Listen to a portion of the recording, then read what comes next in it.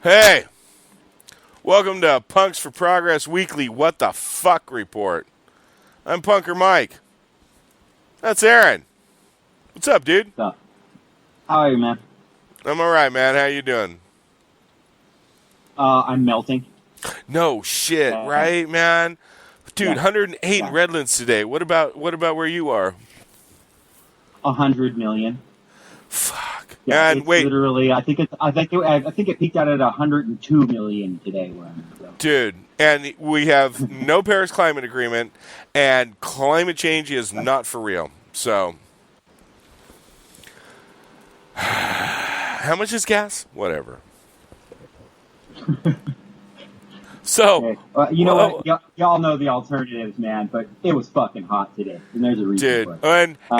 And today's the longest day of the year. This is the first day of summer. It's the longest day of the year, and it's the hottest fucking day of the year. At least here it is. So, hey, happy summer. Hey, so other things happened this week too, besides the planet melting.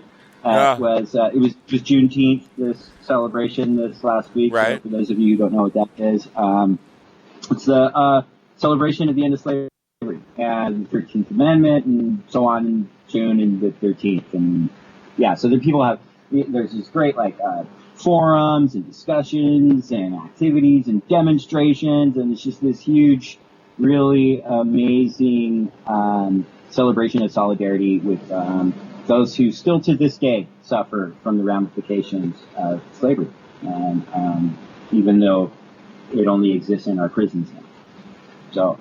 So anyway, that Juneteenth was this year, and if you missed it, you missed it. But put it on the calendar for next year. Know that in June is Juneteenth, and it's important. Okay. We like to be active and interested in changing the way things work in the world, and making people, and the way you make the change in the world is you make people aware of the history of the world, so they can understand contexts and all that kind of really annoying things for right wing. Speaking of right wing, Alex Jones was on Megyn Kelly, bro. Oh, Jesus Christ! Yeah, Really? You saw that, right? I did see that he was on. There's a lot of long shit. I guess liberals were freaking out because of the Sandy Hook thing, because he thinks that Sandy Hook was a fucking hoax or something.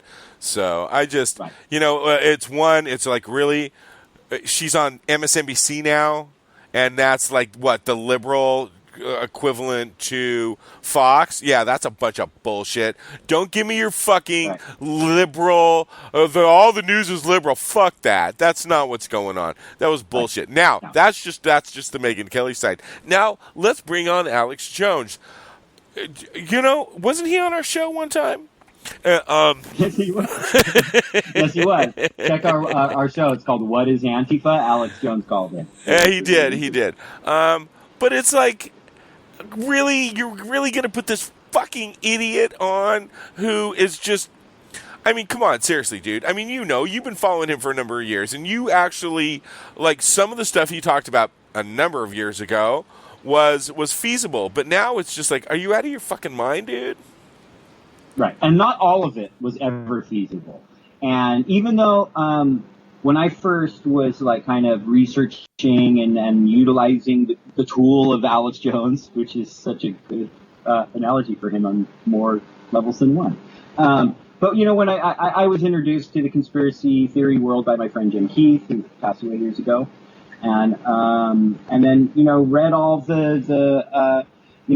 all the David Icke stuff, and I read all of Jim Mars and all the 9/11 truth stuff, right, and all the stuff about Freemasonry, and I learned all the historic, actual, real history of the Illuminati and fucking Templars and all this stuff, which is what all these right wingers are. They're trafficking in like a real really misinformed version, hodgepodge of all that fucking mythology and mystique around the Templars. Like Kekistan has a very Templar-esque. We'll get back to that, but Alex Jones, he just ultimately, there was always underlining themes of anti-Semitism in a lot of that world, even if some of it's not real blatant, and this obsession with the Rothschilds running the world and stuff. And one of the reasons that I ultimately abandoned a lot of those kind of authors and stuff is because I could never find actual real legitimate proof that linked the Rothschilds directly to this day to controlling Bilderberg and to all that stuff. Like, I came to understand that the Bilderberg Conference is what capitalism does. It's not what the Rothschild family does. Now, I'm not making excuses for the Rothschild family. There's an immense history of corruption and abuse and just misery visited upon many in their wake in the Rothschild family. But there's a real obsession with it in the conspiracy theory worlds, and it really lends itself nicely to the anti-Zionist, anti-Semitic threads of these conspiracy theories. And so that's what I saw was where Alex Jones, who was like teetering on that and dog whistling that shit. And frankly, it did take me a while to recognize that shit within him, bro. But when I did, that's when I was kind of over it. And I'm like, all right, moving on. I did ingest information from that bank of writers and that school of thought, I suppose you could call it. I took some from it that was useful and moved on. But so I always kept kind of kept following these people and paying attention to people like Alex Jones, and I'd check in on him now and again. And Alex Jones had just massively changed right near just in the onset to or the lead up to the primary of this last election cycle. Oh yeah, and dude, he, something fucking clicked. And recently, if you watch this flick on Netflix, it's all about Roger Stone. It gives you some insight into his relationship with him. Because I always wondered, like, all right, who did Alex Jones sell out to? Like, one, was it that, and I say he sold out because he pushed a narrative for a very, very long time. The very central theme of his narrative, which is why I would watch him, is that Wall Street was out of control and that wealthy bankers and the 1% and a lot of the terminology invented by the Occupy he had adapted and stuff. And so he was palatable to me in those ways. And like, but now he's like totally, the Sandy Hook thing was that was the end of it for me. That was like, he was being suspicious. There was just something about him that had changed, and he'd gotten more kind of off message with the Wall Street corruption, Goldman Sachs stuff.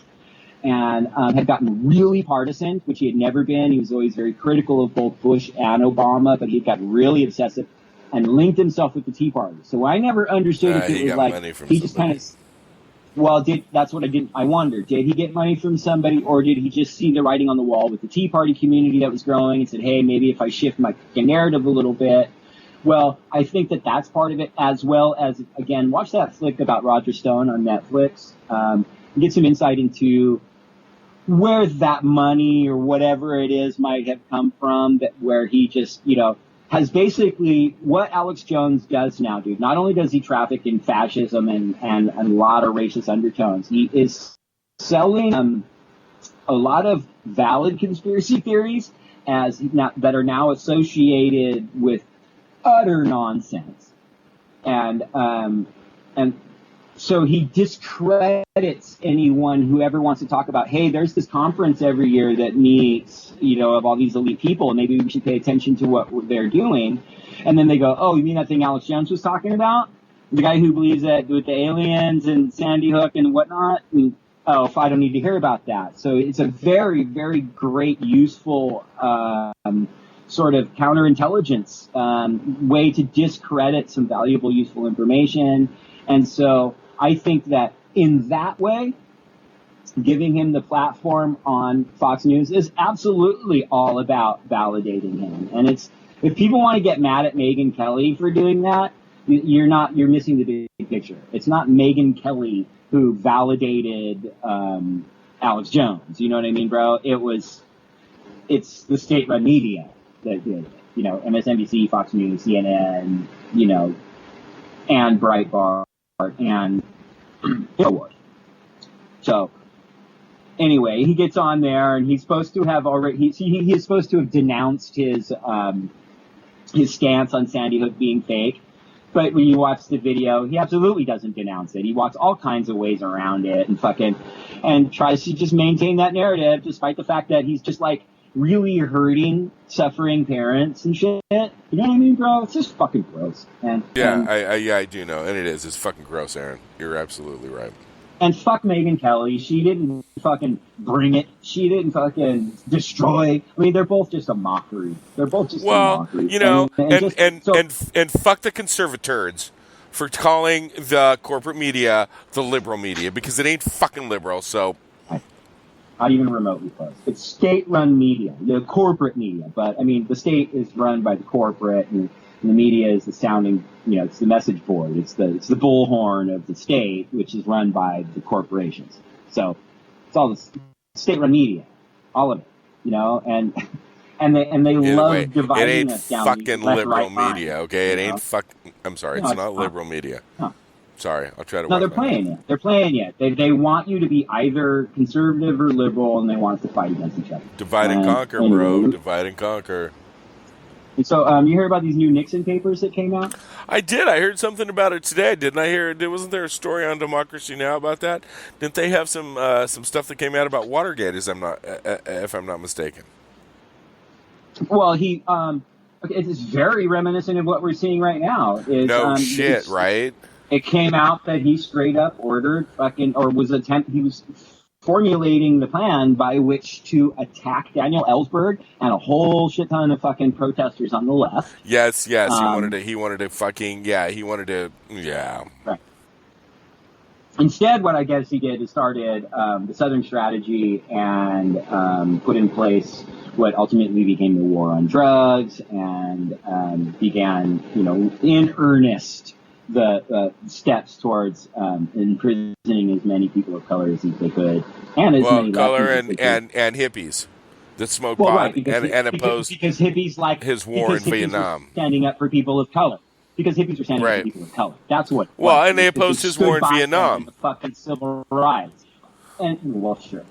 But I really think it's just more rooted in racism, and because I don't think they fear our demonstrations against war. We've never shut one down that I know of. You have a point. Right? I mean, I'll still go out and fucking protest them in the street, every single one of them. Fuck yeah. Okay, because it's not about winning every battle all the time. And it's more about educating people and making, reality and facts true. But, look what happened when I took you to fucking L.A. Now look what we got. I take you to one fucking protest with me, and now look what happens. The first desert storm is what he's talking about. That's what I'm talking about, so... Yeah, and but that's what I quit. As I quit my fucking job the next day to go to another demonstration, and you got way pissed at me. It was like, I'm like, hey man, if we gotta fight this war, I mean, what are we fighting for? I mean, really? I can just go to work now and pretend that this war isn't happening and shit. I was a teenager, dude, and I quit my fucking job to go demonstrate against the fucking first Iraq war. It's a true story. But, it's just the Nixon paper release basically is just another example of how the government's whole purpose is to, oppress people and stifle free speech in every form and do whatever the fuck they want for the people that gave them enough money to get in position. So what else? Speaking of people who gave money to get the position, or at least endorsements, and I'm sure there's a shit ton of money, but Jerry Falwell Jr. is now going to set the agenda.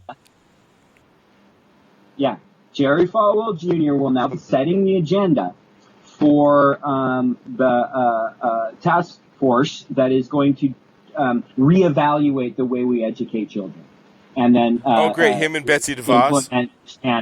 Right. So Jerry Falwell Jr. and Betsy DeVos are now going to decide how your fucking children are going to be educated. Are you okay with that? No. Because I'm seriously not okay. Thank God my children are almost out of school. Fucking A. I was just going to say the same thing, bro. I'm so incredibly happy that my fucking kids are out and off into college, man. Because and putting themselves through it too, because I'm a 4SM. Dude. But wow, man. Just wow. But that's Foul. it's over. I mean, it's just foul. Over. It's just foul. Over. Where's the line between church and state? There is no. And it's not even the church. It's just this weird fascist fucking thing parading itself as the church. It just doesn't even have. Look, a lot of my anarchist comrades and friends and whatever are generally get surprised and don't like this very much. But I actually have an immense reverence for the teachings of Jesus Christ. I really do, and specifically the words ascribed to him, specifically, not necessarily people who followed him and their interpretations of him, like Paul and these other things, but. I just don't think the Christian community today doesn't resemble anything remotely close to what I've read Jesus Christ said. Some people believe he didn't exist, and I can't prove he did or not. And, I'm not comfortable with the idea that he was God. But I just find his message impeccable. And I don't see them becoming, coming anywhere close to living up to anything he said. In fact, they're really in direct defiance of the very few things he railed against. Because he was really more about spreading a positive message than he was. Absolutely, bro. I absolutely agree with you. But the things that he was adamant were horrible. They embraced all of it.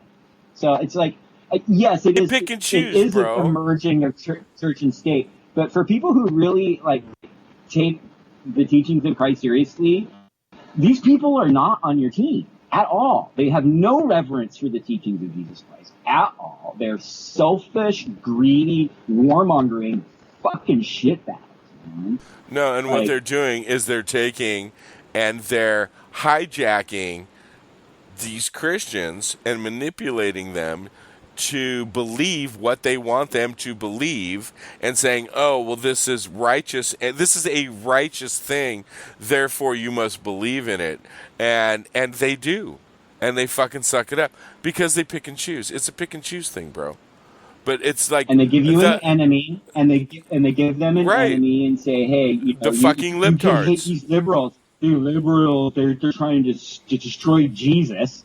So fucking ridiculous. So here's a fucking libtard saying that I actually it's hard to destroy somebody that was never alive. I'll take on any of you right wingers in the debate on the word of Christ any day.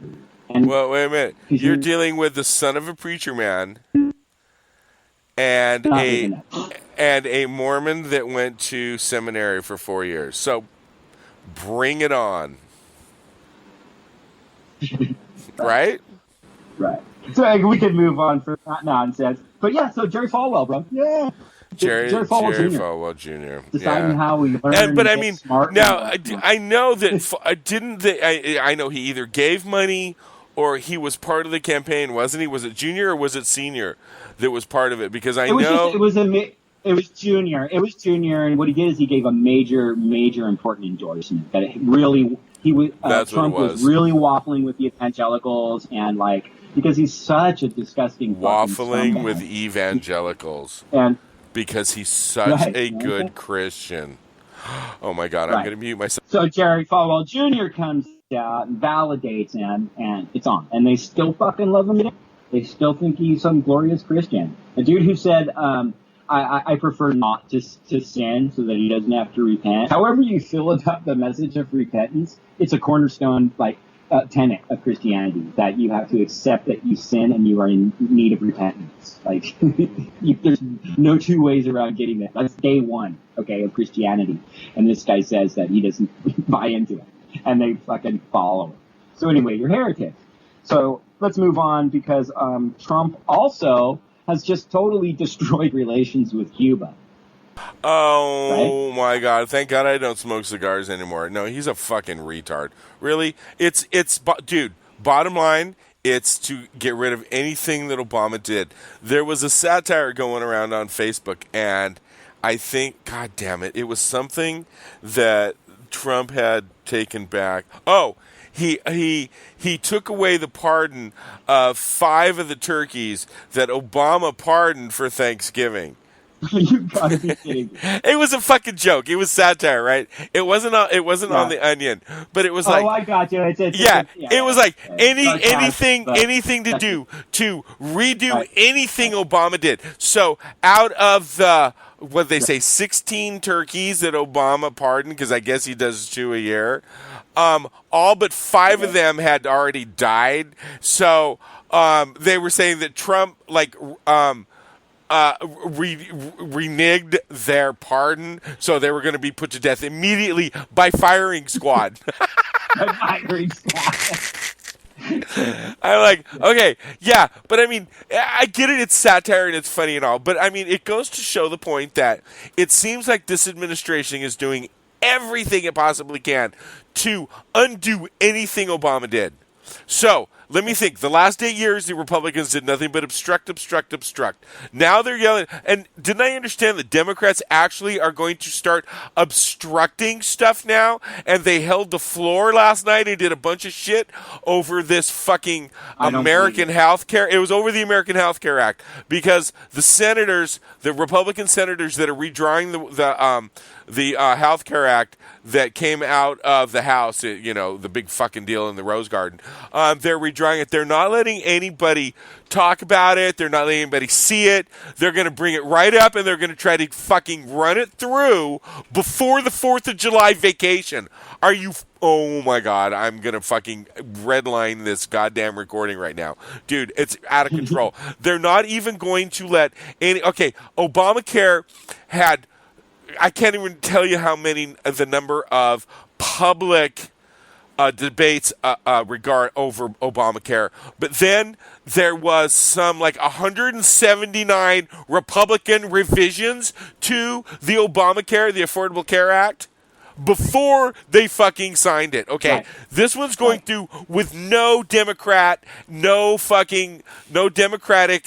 revisions in it at all. They're not even letting anybody see it. Not one committee hearing. They're going to bring it up now. Talk about this shit going through at the fucking end. Yeah, through darkness. So this is your Congress, you fucking conservators. Okay, this is who you fucking voted for. So. That's what you get. I'm sorry. I totally took us off course. I know it was prominent, but anyway.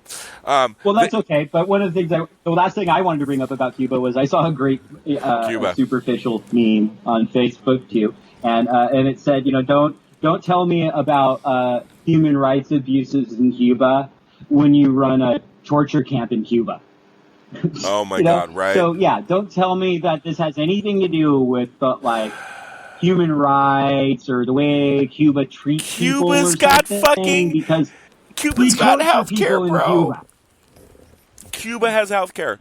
Cuba has some of the best healthcare. I'm just bitching about healthcare right now, and we're talking about Cuba, and they have some of the best healthccare in the fucking world. So maybe that's one of the reasons I'm going to start smoking cigars. And maybe that's one of the reasons Cuba scares them is because I don't know. We'll find out that they have some services there that are better than ours. I think it's just because they're supposed to be evil. They're supposed to be super, super evil. It's just to outdo anything Obama did that was positive. Anyway. I just think that there's got to be... It could be it, but I don't know. Whatever. What's next? What the fuck is next? There's a no-fly zone, and there's a no-fly zone in Syria. Oh, goodness gracious. Yeah, because what? We fucking shot down a Syria warplane? The fuck? Why would we do that? We're stupid? We have a dumbass for a president. I don't know. I mean, was it a purposeful thing? Was it? I just don't know. Okay. I get shaky on stuff sometimes. Tensions are rising after. This is from Democracy Now, by the way. I'm just okay. Tensions are rising after the United States shot down a Syrian warplane Sunday, escalating the possibility of a direct confrontation between the United States and Russia. Oh my God. On Monday, Russia officials threatened to target U.S. planes flying west of the Euphrates River. The Pentagon said it downed the Syrian government plane after it bombed U.S.-backed anti-government rebels fighting ISIS. Okay, so basically they said, well, these guys bombed people that were fighting ISIS, so we're going to bomb them. We're going to blow this plane up. This is Joint Chiefs of Staff Staff Chair General Joseph Dunford, and that was the dude I heard talk about it today on Democracy Now! So yeah, and so now what? So Russia's pissed off at us? I don't know. Then I just saw that Tillerson was like fucking buddying up with Russia about doing something. Oh yeah, we're gonna get with them. We're gonna do all this stuff, and it's like, man, he's really buddied up with them. But anyway, I can't fucking keep up with Syria. I can't, man. It's like it's a clusterfuck. Everybody, that's what it is. It's a clusterfuck. Everyone that they're opposed to, everyone we're opposed to, we funded at some point. Both parties, too. Thank you very much. Republicans and Democrats. All the people that were for, we're shooting. It's just, I mean, it just seems to me like maybe these YPG people are the only people who have singular messaging. I don't know. And I don't even know if I fucking trust that shit either. Nothing in Syria is on the up and up. It's all just fucking mass murder and misery and greed. It's just, it's like all the worst of humanity just dumped itself on that fucking area right now. And that's where we're just taking the biggest giant fucking human shit possible. Syria. And honestly, fuck everyone that's involved there. Fuck everyone that's bombing and fucking killing people there. Except for the people who are literally protecting their homes and their own fucking people. I mean, that exists there too. There's people who are just caught in the middle of all this. Oh no, those are terrorist refugees. No, dude, I think I think the whole thing is just. I think ISIS in Syria is an excuse to proliferate the war machine. I really do. This is a way to build up. This is a way to justify making more bombs, making more weapons. Let me see. We just sold a bunch of motherfucking weapons to Saudi Arabia. And do you want to talk about human rights in Saudi Arabia? Because, I mean, they do some really horrible shit. I mean, they mutilate women's genitals. They fucking kill gay people. So, I mean, what? But it's okay to sell them weapons, you fucking conservators that were hanging out on the corner of Waterman and Orange Show Road calling me a fucking communist. But it's okay to sell weapons to Saudi Arabia who kill gay people and mutilate women. That's okay. Right. So fuck off. Right. Okay. Based on their interpretation of it. Well, no, based on their interpretation of Islamic law. That's what. So the thing that the anti-Sharia people I know. I just totally took a left turn. A lot more about that. But they're protesting against the thing that their fucking hero. The exalted leader Trump, glorious leader of Kekistan, fucking, gave them billions of dollars to Sharia, essentially. Like, there's no getting around that. No, dude. it's about money, and it's about feeding the pockets of his donors, and that's the bottom line. It's about money, Lebowski. It's about the money, Lebowski. Don't forget that. All right, I'm done. So the next thing I got is some fucking right-wing, racist, capitalist piece of shit got shot. More? Oh. He got shot. Scalise. Everyone knows about it. It's no secret. But yeah, he did some fucked up shit, and he got shot by some leftist Bernie supporter, and the goddamn conservators are blaming Bernie for it. Because, Bernie told them that he would pay their legal fees if they would go out and shoot fucking racist congressmen, right? No. I know you always get them mixed up, but that was Trump. That was Trump who did that, bro. Trump is the one that said he would pay the legal fees if his followers would beat up. It wasn't Bernie. Yeah. Oh. Yeah. No, it wasn't Bernie. Bernie just kind of talked about how we needed single-payer health care, Bernie just totally denounced this asshole that fucking went and shot up these congressmen that were just playing baseball, and actually in a very nonpartisan way. And, if these fucking assholes would take a second and look at the way they played baseball and how nice it was that the Democrats won. The Democrats kicked the fucking ass, kicked the fucking Republicans' ass in baseball, okay?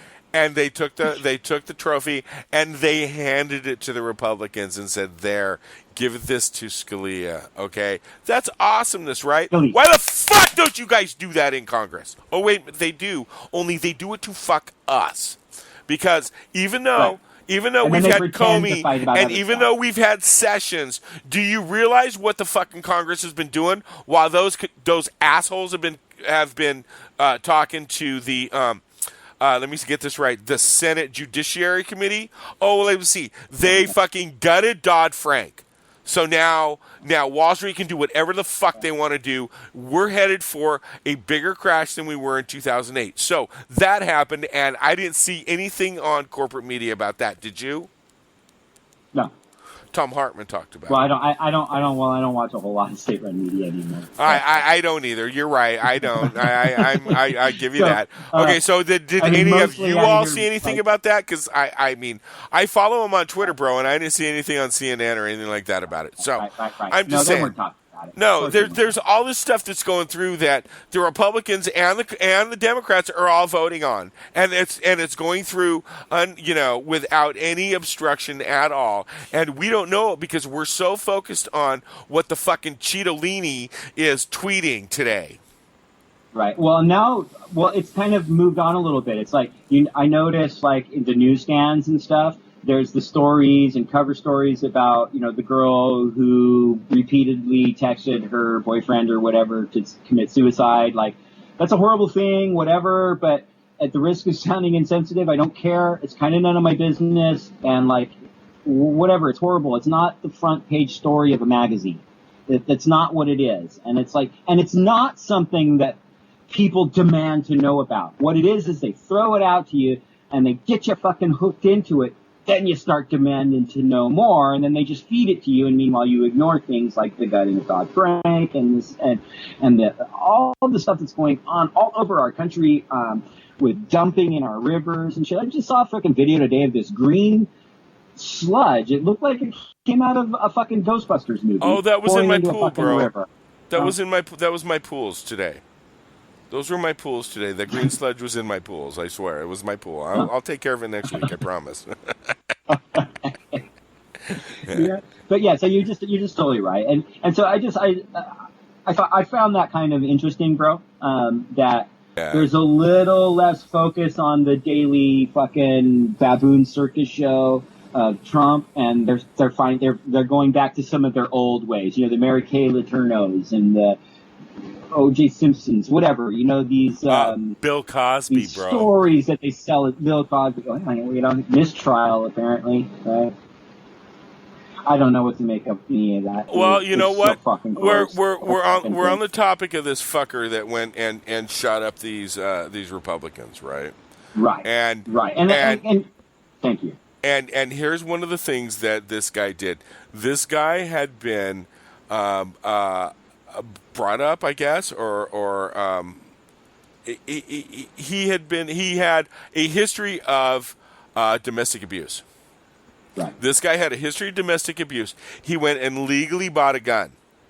All right. Now, if you go and punch your neighbor, if I went across the street and punched my neighbor, okay, I go to jail for battery, right? If I go in the house and punch my old lady, I don't go to jail for battery. I go to counseling for anger management. Right? This is the fucking systematic misogyny now that we're dealing with. So not only are we dealing with systematic racism, but also misogyny. So, and I also would like to point out and then that's the thing. I mean, that's what's not being brought up is that this guy had been accused of domestic violence in the past and did not, and they still gave this guy a gun.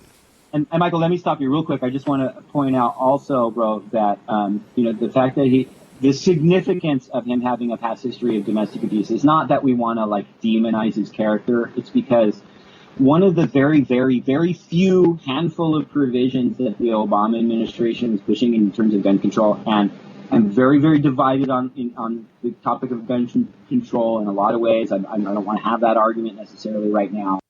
But the things that they were pushing for was more background checks. to find out if these people who are trying to buy a gun have a history of violence against other people. Maybe if that had been put in place, there might have been a red flag, might have been a little harder for him to get a gun, and maybe he wouldn't have shot your fucking racist asshole fucking hero. Okay? So fuck you. It's your fault. It's your fucking fault. Okay? Because you fought that shit. Now, it's just everything. It always fucking, I'm sorry I'm about triggered and shit, okay? But everything that comes out of a fucking right-winger's mouth that they try to judge other people for, they are guilty of. Everything that they blame other people for is, without question, every single fucking time their responsibility and their fucking fault, because they're so willfully ignorant and short-sighted when it comes to supporters, and just truly 100% thoroughly corrupted as far as the leadership. It's just fucking out of control. You spot it, you got it. You're calling liberals out on doing this, but you're the ones doing it. You're saying liberals are the ones that are violent. Watch our fucking San Bernardino show. Fuck you troll motherfuckers. I was there. They fucking charged us. We were nonviolent. They weren't. Three times. And I just also want to make clear.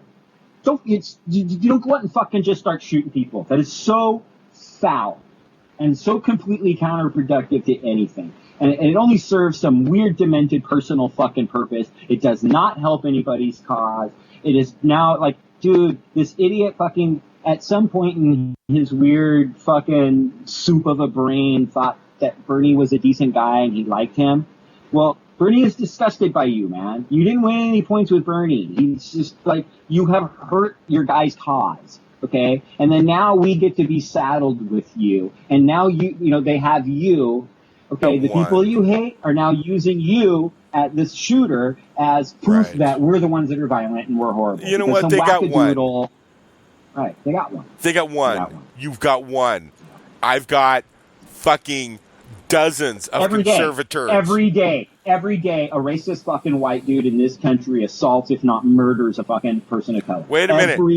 Single day in this What happened in London this week, brother? Poor London is going through fucking hell.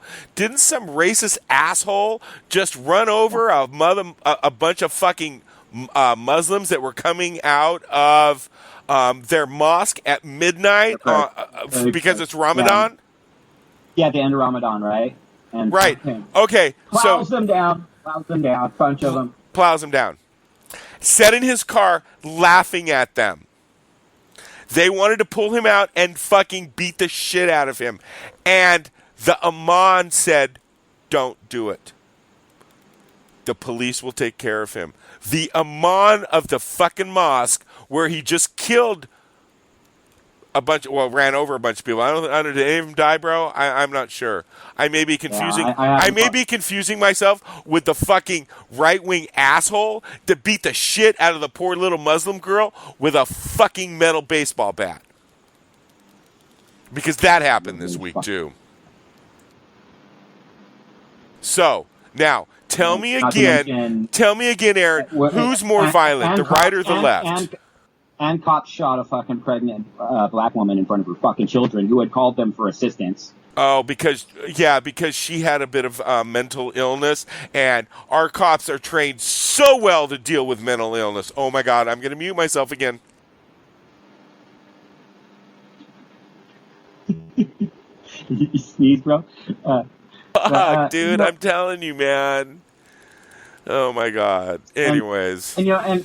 And I apologize for not, it's so important that we remember these people's names, and I so support that. It really is incredibly important. I have a hard time fucking remembering my friends' names, bro. I'm so bad with people's names, and trying to remember this mass of people that are murdered in the street by cops regularly. I can't keep up with the names. Okay, you know what though, Aaron? Orlando Castillo is a name everyone recognizes, and I was just going to say that because that's a name I remember, because I remember doing a whole show about this. And what the fuck happened this week? That goddamn racist asshole cop that shot that motherfucker and murdered him got acquitted. Did you see the video the cops released today, bro? Today or yesterday? There's other video, the dash cam fucking video. Holy crap, Mike. Holy crap. I don't mean to make light of Trigger, but I fucking triggered, man. I tripped the fuck out when I saw the video. It is so graphic and so fucking horrible. Like, if not, as if the video everyone has seen from inside the car wasn't graphic and obviously fucking. Dude, man, I can't watch it anymore. Totally in the wrong. It was so. This dash cam footage, if you can handle it, look at it. It's just. There's no getting around it. This cop just tripped the fuck out. The dude. He's like, don't reach for it. He's going, I'm not. And the dude just unloads, man. Unloads on him. It is so fucking horrible. There's no two ways about it. That dude is a fucking murderer. And cops can indiscriminately murder you. And you know why they can indiscriminately murder black people in America, bro? Because that's what the police force was invented to do. The police force in the United States was invented to round up fucking escaped slaves, dude. That's the history of the police force. We had sheriffs and stuff. That's different than the police force. So, institutionalized racism isn't a dreamy, made-up thing. You know, and fuck, how can you still adhere to Republican, Democrat, Republican conservative ideology anymore? They're both pushing the same shit.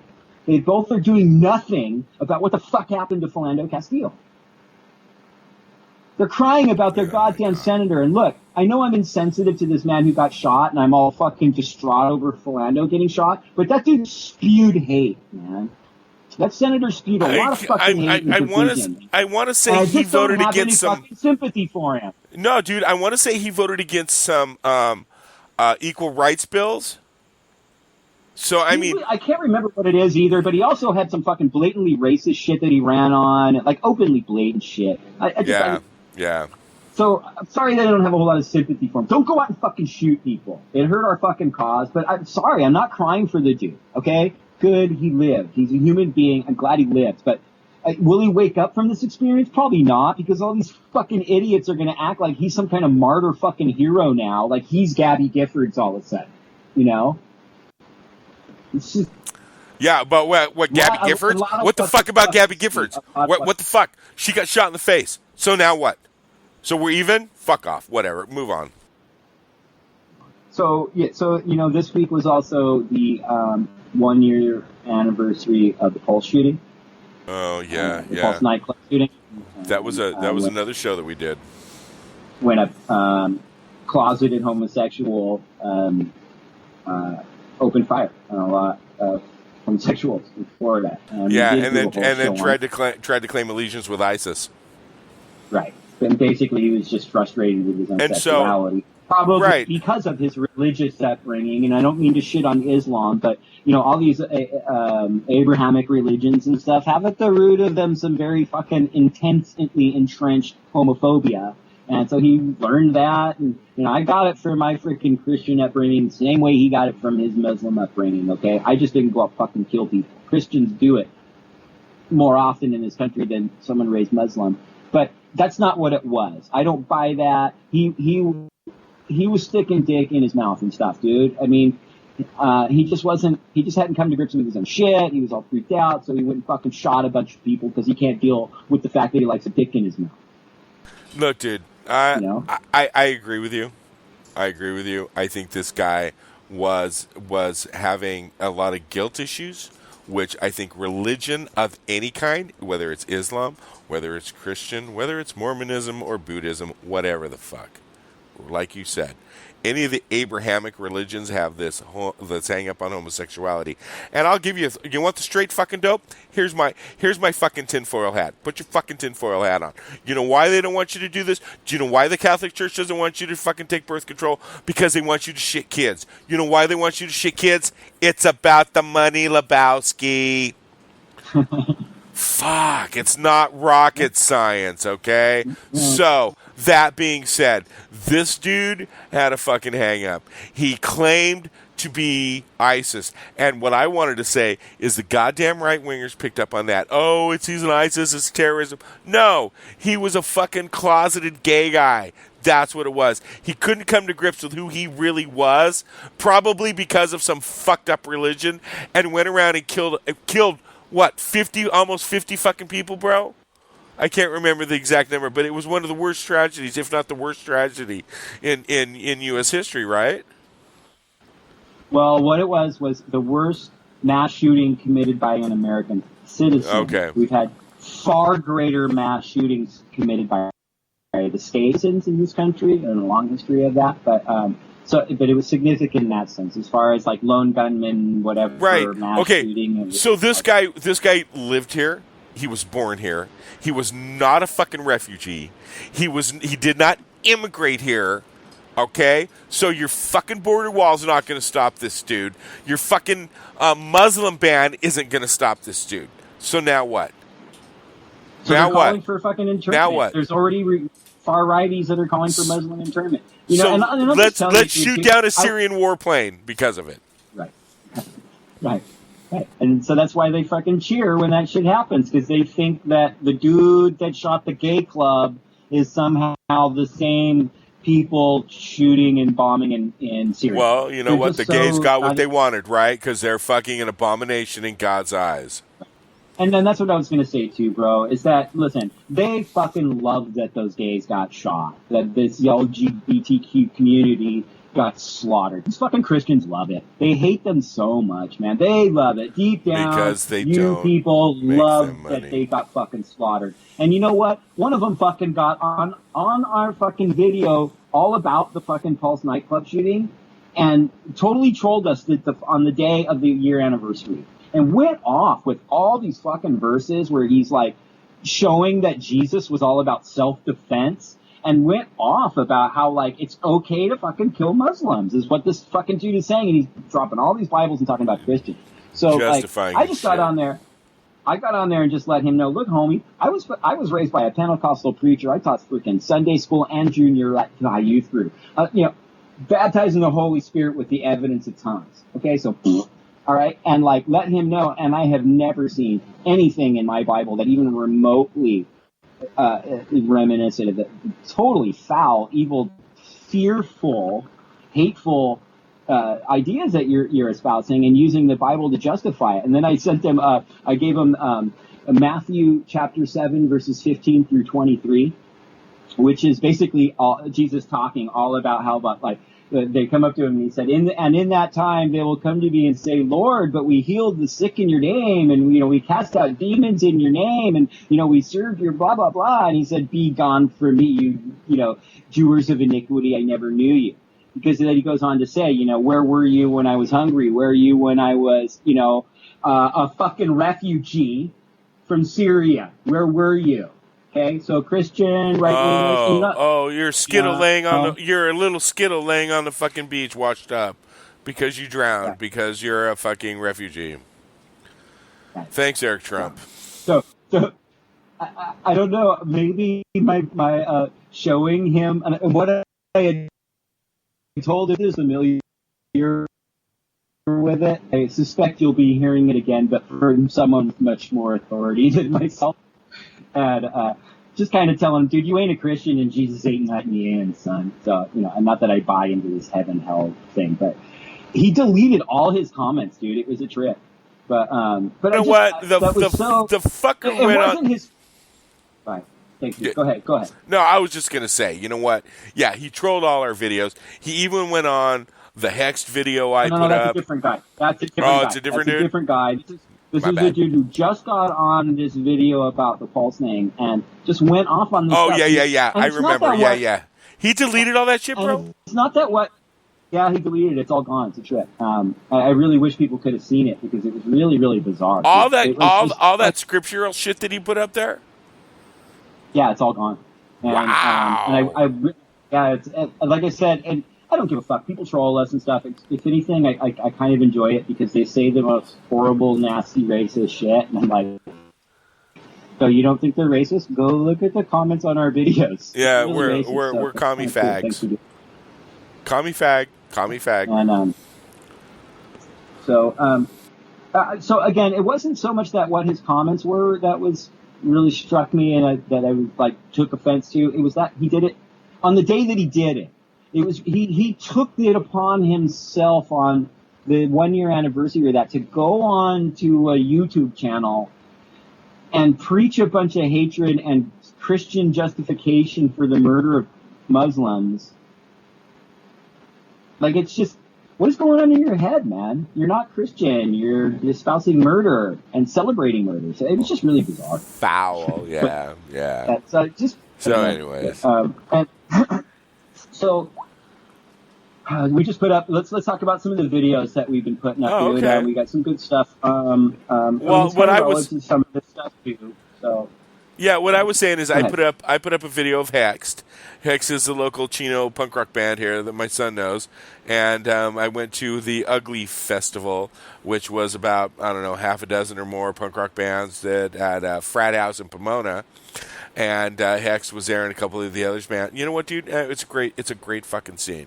You know, we talked about the scene, how it was all fucked up when we went to punk rock bowling, but this young scene, man, it's really fucking cool. And one of the things that that's I noticed, always where the scene is too, brother. Right, it's with these young kids, young kids working for it, bro. Right, and they are. And let me tell you something, man. They had, God, I got there was probably 7 or 8 bands there, right, dude?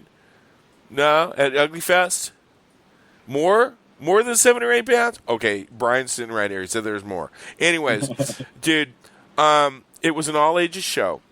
I hardly saw any drinking at all. I walked in with my little cooler with, like, you know, my little 6-pack. Oh wait, and I'm old, and I brought my patio chair so I could sit down. But there was hardly any drinking. All these kids smoke pot, bro. And you know what happens when a bunch of fucking kids sit around and smoke pot? Nobody fights. There's no fights. They jump out windows and freak out. They run around the pit and they have a good time and they pick people up and, like, nobody's fighting. When we were punk rocking back, we drank, we fought. It was like fucking violent and violent. It's not. These kids know what the fuck's going on. And you know what? Let them smoke pot. I don't care. They're not getting into trouble. They're not beating people up. They're non-violent. They're having a good time and they're listening to some really good punk rock. So I urge you, please check out the Ugly Fest show. Hexed is down. I got a video up from them. I did a Hexed show. I got video from Rialto. Let me stop you real quick. That Hex show is really good. I like that because it shows kind of a progression. Like, this band Hex, like, the first song I heard from them sounded very typical kind of first guys in a band, right? First band punk rock music. Yes. Then, like, the next show, they just sounded phenomenally better, and then the third show, they're adding new musicians and new instruments, and they're getting really, like, dynamic songwriting and stuff. It's really cool. And then Mike's video actually really captures a little bit of that progression. He's got a short interview with them, which is really cool. And, like, yeah, I had a good time doing it, man. Those guys are really cool. Check that out. Absolutely. And then this motherfucker, I want to fucking sit on his head because he went to go see the damn Specials. Yeah, dude, they were so... You don't have to tell me. Okay, what's with Terry Hall just standing there on the microphone? That's what he's always done. And, you know, he even said it at one point that he's a manic depressive, and I totally believe it. Yeah. It's always been him. And if you look at even the old videos, he just kind of really pulls the mic back and kind of sways a little bit and then gets back on there. And I you know what I've always said, too, and goths and fucking ska fans always hate it when I say this, but I think that Terry Hall and Robert Smith's voices sound exactly the same. I think that they sound exactly the same. And Terry Hall really has that kind of deep, kind of almost sad, touch of melancholy kind of way about him. There was always something a little gloomy. Dude, I gotta tell you, man. They weren't negative by any means. No. But, yeah, maybe a little melancholy. Why? right. The song Why that they did. Excellent version of that song, okay? I was watching it, and it was just getting too warm in the garage for me to sit here and watch this thing, right? And I had and Brian like boned out, and like they did Nightclub, and then Gangsters came on. I'm like, okay, I gotta pause. My son has got to see this. I can't, you know. So yeah, man. Anybody out there that's watching this, check that out, man. You did a great job on that show, bro. The audio, I just it sounds fantastic. It's filmed off my goddamn Android. I have an Android S7 Edge. That's what I film all my shit on now. All the stuff on our show that I filmed is off that. And ditto. But just the sound at the venue, it was a mountain winery in Santa Cruz. It was kind of expensive. Yeah, dude. But then I didn't get to see Fishbone. Incredible, and you hear it, and like, well, there's a little bit of Fishbone towards the end, and because I didn't capture a whole lot because I had trouble finding parking when I got there, and I missed some of them. But there's great footage of Angelo totally cruising out and running around on the chairs throughout the audience and cruising around. He came right up to where we were. And it's really fun, but there's 13 songs by the Specials in that video that I caught, dude, and every one of them just sounds almost amazing. an hour, dude. Yeah, no, it turned out really good. I was at the beginning of the video. I'm like, will you fucking like hold that goddamn camera still? I know. And you finally got. It was hard because being far away, and then when you zoom in, every little move you make is super hyper freaking.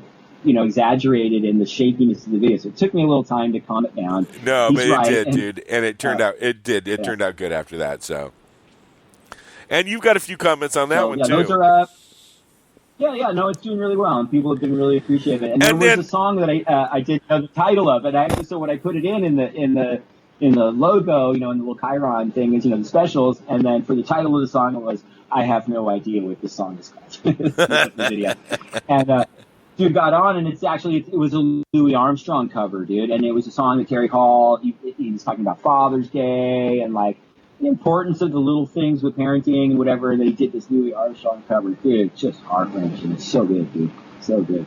I just love the Specials, man. They were the first and still my favorite ska band of all fucking time. They're not the first ska band, but for me they were, and still just my favorite, just hands down. Specials are just. Some people come a little bit close. Selector was really great, and of course, Laurel Aiken, Scalise and stuff. But the Specials were always just, dare I say it, special. Yeah, they're the Specials. Exactly. Okay, so now the other videos that we want. Yeah, the other thing you were telling me, what's up with our San Bernardino video and our Folsom Prison video?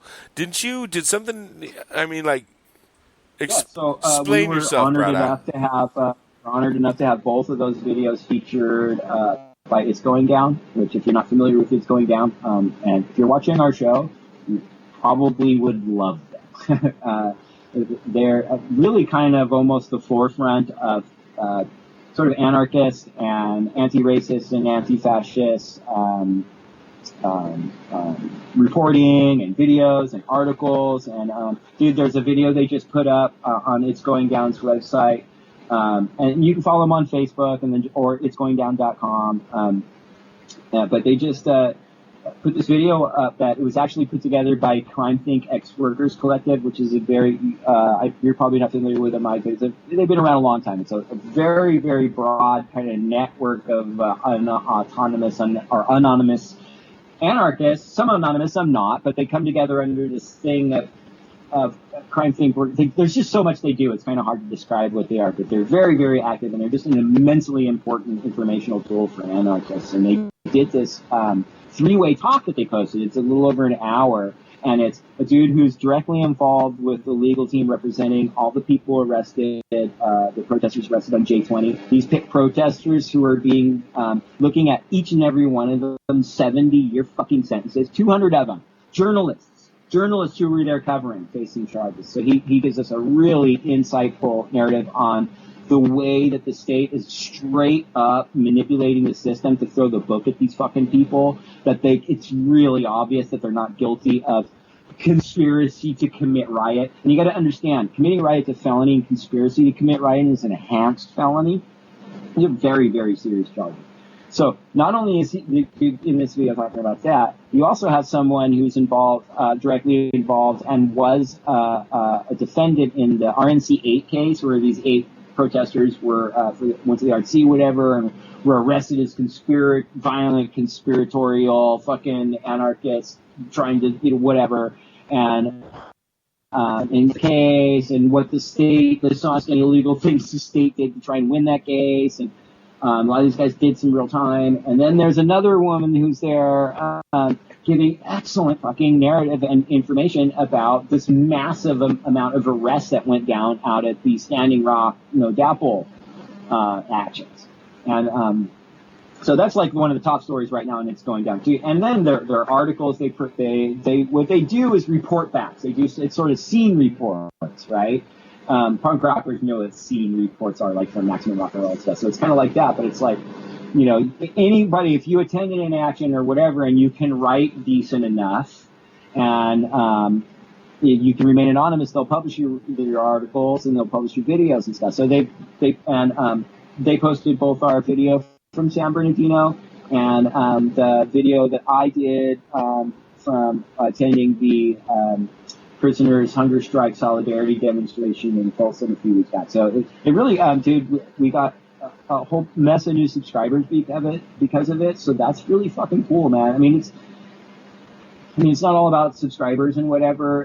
What I'm really stoked about, Mike, about this is like, I just follow so much of what It's Going Down does. It's like such an invaluable tool of information for me. And to have something that you and I did be a part of that was really, really amazing. And so for you subscribers that found us by way of It's Going Down, fucking thanks a lot. Good to have you here. And we're going to try and continue to produce cool material that you like. And we're almost done with the show, but Mike disappeared. I don't know where he went. I guess I could sort of move on. There's really actually nothing else that we need to talk about. Just wanted to give a shout out and really a thank you to It's Going Down for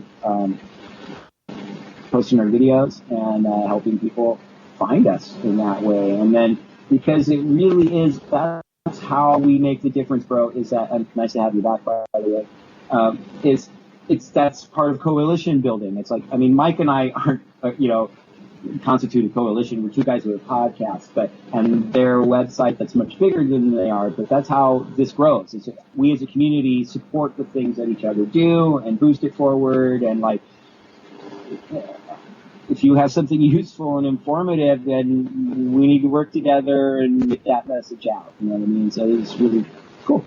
And I think the only thing that we have left is an Eddy Money Minute. Oh my goodness gracious, dude! Okay, so let me explain. Let me explain this too, because we have. Oh, you want to explain it? Because we have new. No. Go ahead. You explain. I've got a little story to tell about this week. Okay, so every week we do the Eddy Money Minute, and it's because Eddy Money followed us on Twitter, and we lost our shit over it. Like out of the fucking blue. Like one day, I get a notification that Eddy Money follows us on Twitter, and I'm like, no fucking way, right? And I look at it, and I'm like, yeah, nobody follows us on Twitter. That's we like have a massive follower. No, we've got like 115 people or some stupid shit like that, right? And it's like. Right. Not Eddy Money. And I show my kid, I'm like, look, I think Eddy Money. He's like, yeah, Dad, that's verified. That's Eddy Money. Get the fuck out, right? So I tell Aaron, hey, Eddy Money's following us, right? So in memoriam, in thankfulness, in honor, whatever the fuck you want to call it. In honor of Eddy Money following us, we now have an Eddy Money Minute. So my little hangout. Something nice, Eddy. We'll say something, Eddy. Go ahead. My little hangout after work. I go to Tahoe Joe's over in Chino, right? And I'm sitting there, and I the kids like meet me over there, and we have lunch and stuff or whatever. And I have a few beers. I'm sitting there drinking a couple of beers, and we're having lunch, right? And 2 Tickets to Paradise comes on, and my son goes, "Hey, Dad, he follows you on Twitter." And I'm like, oh my God, that's so funny. I'm like, yeah, you're right, he does, bro, he does. So, Eddy Money, hey, bro.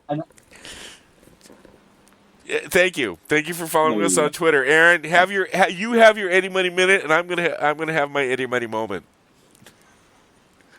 Okay, well, I guess my Eddy Money Minute is. Hey, dude, there's this really great resource of information. Anybody is called It's Going Down. You should go check out their webpage and follow them on Facebook. Also, I didn't keep a promise, Eddy Money. I told people that the day that you started following us on Twitter, that I would then, from then on out, introduce myself as Aaron. Eddie Money follows me on Twitter. And I haven't kept that promise, so I apologize. Oh my God. Eddie, I've got 2 tickets to Paradise, and it's here in Redlands. Anytime you want to come out, I got a couch for you. Yeah, come on the show, Eddie. Hang out. Come on our show, brah. We would love to talk to you. Love to know love to know your politics, man. Love to. Yeah, and would love to hear about all the casino shows, the Indian casino shows. Dude, he's got to be, right? Dude, he's got to be here in Temecula. There's one down the freaking street. There's one in Riverside, I swear to God. Oh, my God. Okay. Hey, man. Go play Temecula and then come on our show, Eddie. Hey, this was a good show. Hey, I love you, bro. And, I love you too, man. There's a bunch of other stuff coming up and gigs and actions that we're going to. We're super busy. We're going to keep the videos coming. And couple things. Thanks for watching. Couple things. And if you're couple new, things. Please go ahead. Yeah, couple things. Subscribe to our YouTube channel, okay? I'm sure that's what Aaron was just going to say right now. We've got a few more subscribers. I mean, give it a shot. What the fuck? If you don't like it, then cancel us. Who cares? Follow us on the Twitter. I'm there. I tweet some shit. I don't tweet some shit. You can follow me on the Twitter at Mike Punker or at Punks the number 4 Progress for us. I was at an Al-Anon meeting. I was fucking bored as shit. I was tweeting about it the other night. But whatever. Nobody's going to fucking follow me. And then like and share our shit on Facebook, man. Punks for Progress. Aaron posts all kinds of crap on there. I give him shit for it. You know what? Retweet that crap. And, dude, did you dig my fucking Father's Day shit? I got to tell you, one little thing before we go, guys. You know what? I put it in our liked videos. I think I put it on our Facebook page, is the other F word. All right, man. I sat here Sunday, and I watched the other F word with my son, man.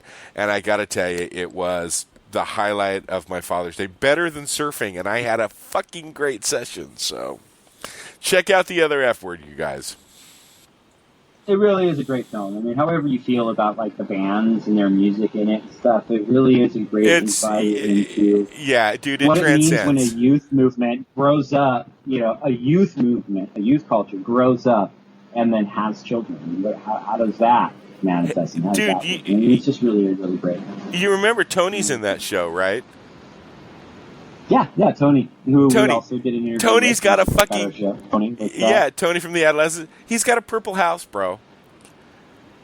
I was like, it showed his house. His house is purple, and he's got like zebra and like cheetah skin all like through his house and shit. Dude, man, Tony's the fucking bomb. Check out our Tony show. Tony from the Adolescents came and talked politics with us, man. That's another great show. So, all right, man. I think I'm done, bro. Set list he brought for that show was fucking incredible too. Yeah, wasn't it? Killer music. It was. Yeah. So check that out. Oh, hey. Yeah, dude, good show. I love you, bro. I love you too. I was gonna get out of here. You won't let me. I got one more thing, man. Didn't you talk to my buddy Ronnie about doing a show? Isn't Ronnie gonna come on and bring some music? Ronnie Dickinson, what's up, homie? You're coming on our show, dude. He's working on a set list. We're gonna have Ronnie come on and fucking play some old school punk rock and talk about whatever the fuck Ronnie wants to talk about, dude. Ronnie's cool, man. We'll get him to tell us maybe some Hollywood fucking dirt. Oh, dude, he's got a Stuart Copeland story, man. He's been on tour with the Stones. The dude's been around, man. It'll be cool. Ronnie, we'll have you on the show. All right, man. Until the next weekly What the Fuck report. Thanks a lot, guys. We'll see you soon. I love you, man. Peace out.